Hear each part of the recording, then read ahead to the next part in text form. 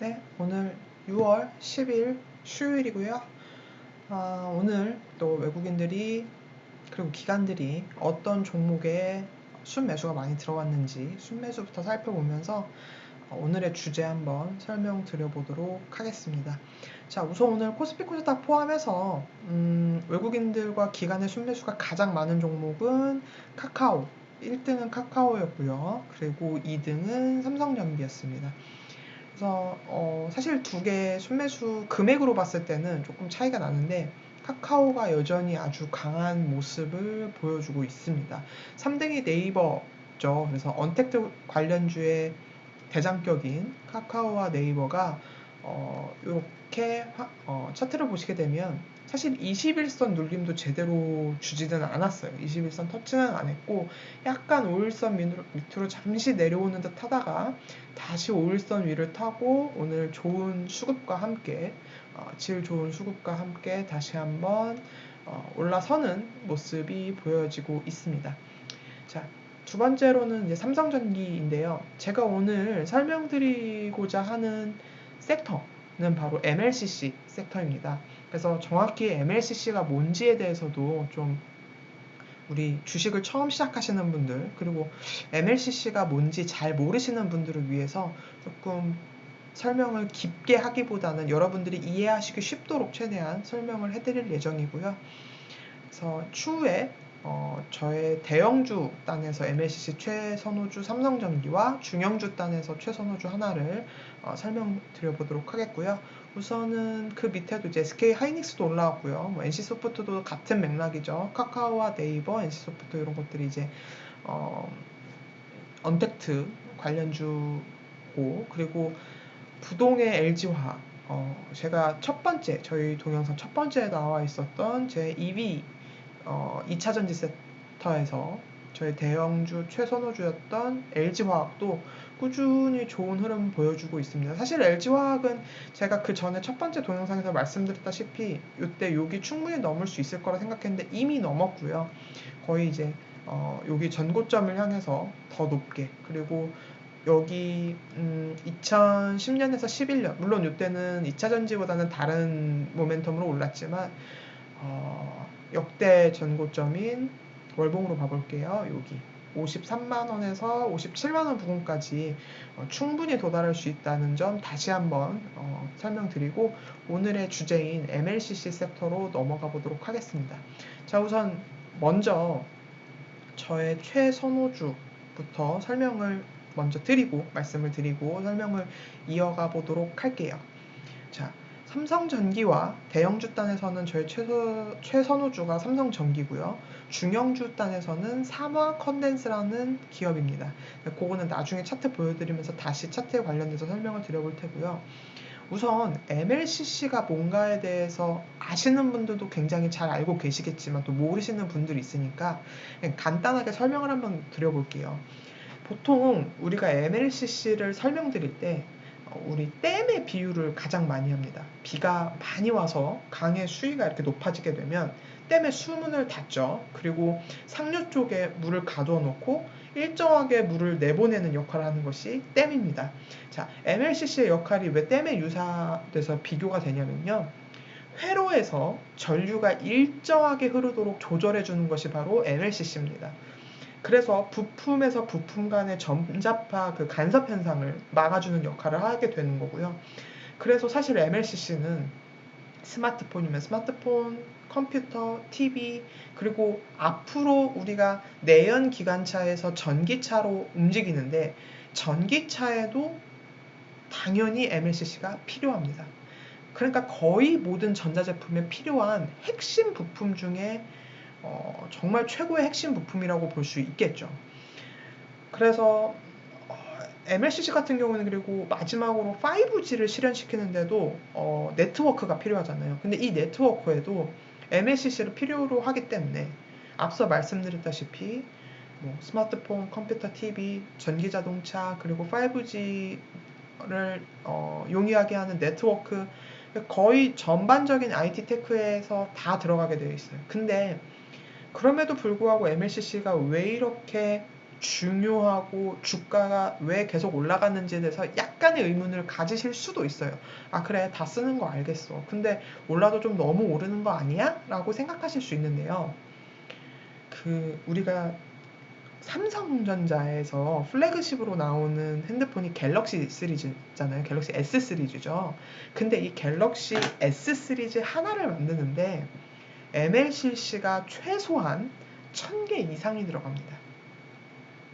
전기차는 더 이상 뭐 말할 것도 없겠죠.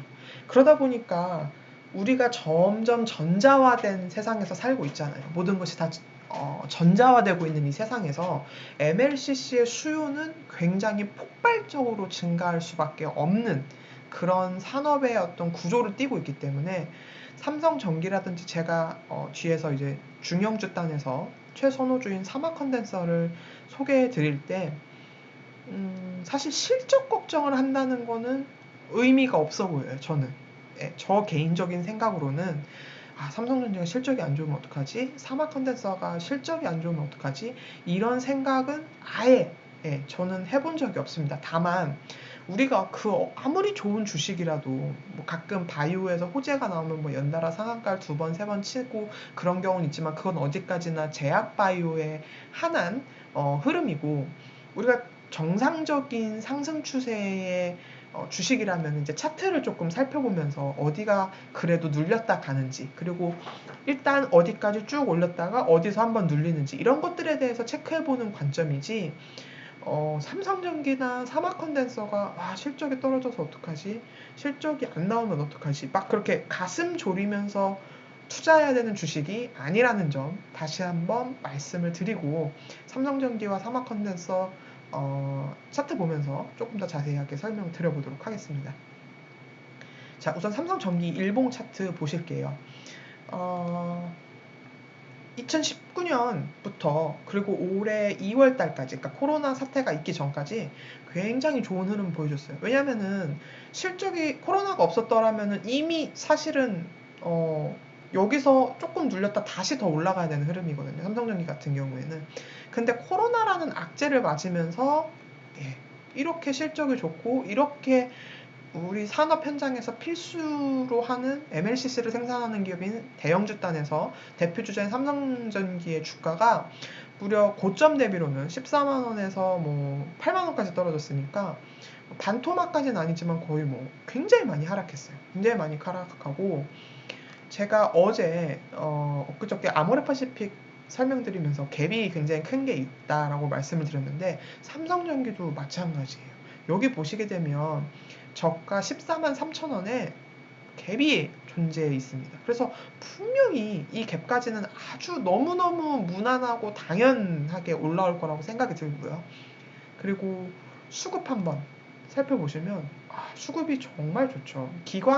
물론 외국인 수급도 최근 10일간 아주 좋고 오늘 굉장히 많은 수급이 들어왔습니다만은 연기금도 물론 오늘 어제 팔긴 했지만 뭐 그동안 매수해온 것들이 있고요.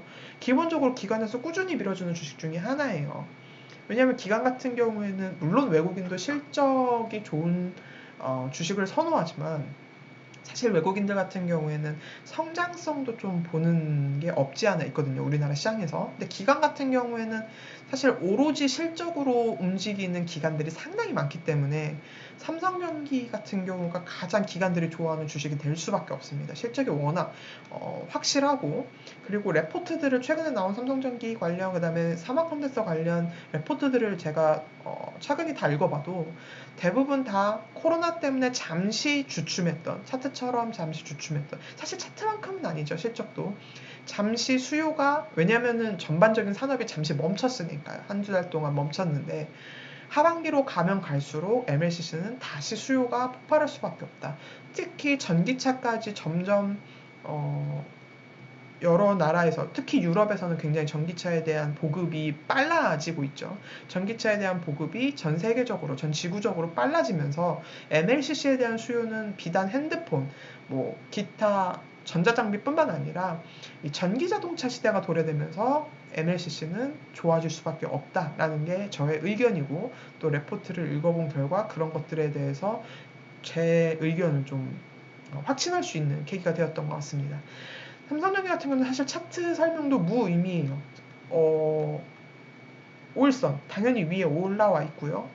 MACD 제가 가장 중요시하는 보조지표도 영선 위로 올라와 있고 매수불 켜져 있고요. 방금 전에 보셨다시피 수급 아주 양호하고요. 그리고 사막 컨덴서로 넘어가서 다시 한번 볼게요.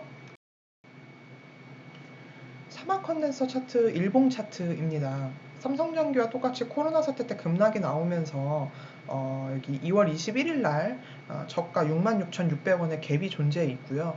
현재 굉장히 좋은 아주 기세 좋은 흐름으로 올라가고 있고 오늘도 사실 5일선을 이탈하나 싶었지만 막판에 5호장 들어가면서 여기 보시면 수급 보시면 기관과 외국인 쌍끌이 매수가 나오면서 연기금까지 들어왔죠. 3대장이 들어오면서 주가 예쁘게 5일선 위로 지켜주는 모습 아주 좋은 모습 보이고 있습니다.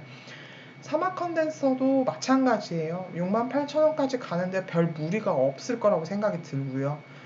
그리고 사실 여기까지는 뭐 제가 말씀을 못 드리겠어요. 이게 사막 컨덴서가 지금 이 자리부터 10만원까지 갑니다 라는 거는 아직은 말씀을 못 드리겠지만 분명히 제가 언젠가 MLCC 섹터에 대해서 다시 다룰 때는 분명히 사막 컨덴서가 지금 있는 주가 수준에서 없으리라는 것은 제가 확신할 수 있을 것 같아요. 저의 어떤 분석과 차트적으로 봤을 때 그리고 사막 컨덴서나 삼성전기에 들어오는 수급이나 MLCC 전반적인 산업을 봤을 때는 이 두 종목은 아마 꾸준히 우상향하는데 전혀 무리가 없어 보입니다. 그래서 여러분들 혹시 MLCC 현재 운영하시는 포트폴리오에 MLCC 관련주가 없으면은 2차 전지와 더불어서 MLCC 같은 경우에는 꼭 한번 관심을 가져보시는 것을 추천드리고요. 다시 한번 정리해서 말씀드리면 저희 대형주 최선호주는 MLCC 단에서 삼성전기 그리고 중형주 단에서는 사막 컨덴서라는 점 다시 한번 말씀드리면서 오늘 동영상은 여기서 마치도록 하겠습니다. 다음 동영상에서 또 뵐게요.